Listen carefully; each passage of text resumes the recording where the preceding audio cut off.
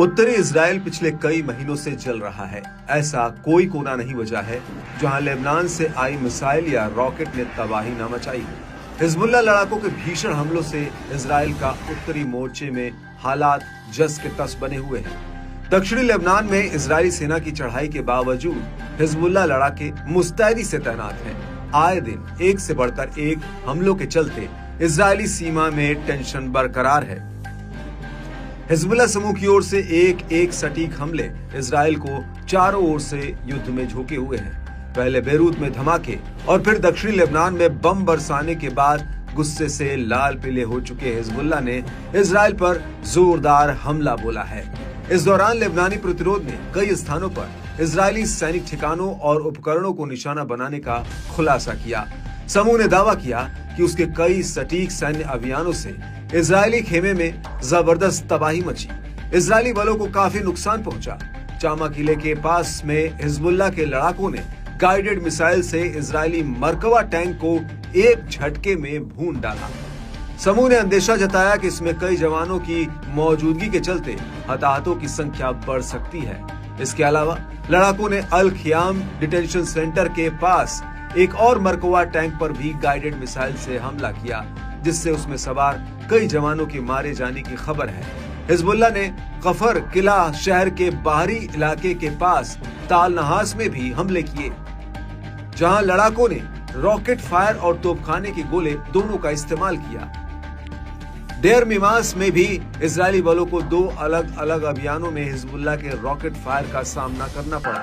लड़ाकों ने किरियत शिमोना, जारिट और रामोट नफ्ताली जैसी बस्तियों पर भी रॉकेट बैराज से हमला किया। हिजबुल्लाह की ओर से शेयर किए गए ताजा सैटेलाइट वीडियो में इजरायली इलाकों को देखा जा सकता है। दावा है कि हिजबुल्लाह ने अपने एडवांस ड्रोन्स की मदद से पहले ही इजरायली ठिकानों की मैपिंग कर ली थी। इसका फायदा लड़ाके अब हमला करके उठा रहे हैं। इससे इजराइल को होने वाला नुकसान बड़े पैमाने पर हो रहा है। इजरायली इलाकों की सैटेलाइट तस्वीरें हासिल कर लड़ाके सटीक निशाना साधने का दावा कर रहे हैं। वहीं लड़ाकों के भीषण हमले इजरायली एयर डिफेंस सिस्टम को बाईपास करने में भी सफल हो रहे हैं। इस कड़ी में हिजबुल्लाह ने हाइफा में स्टेला मैरिस नेवल बेस और हाइफा तकनीकी बेस पर दो अलग अलग रॉकेट से हमले किए। उत्तरी अक्का में गोलानी ब्रिगेड कमांड के मुख्यालय शागा सैन्य अड्डे को भी शिकार बनाया गया।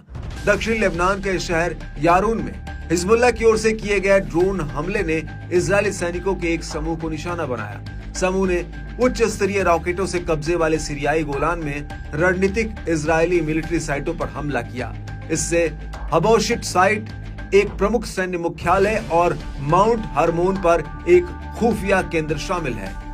हिजबुल्लाह ने हमलों की सीरीज पर बताया कि डेर मिमास जंक्शन पर इजरायली सैनिकों के एक समूह ने दो बार रॉकेटों की बौछार से निशाना बनाया। लड़ाकों ने शुमेरा बस्ती में इजरायली सैनिकों के एक समूह को रॉकेटों से शिकार बनाया।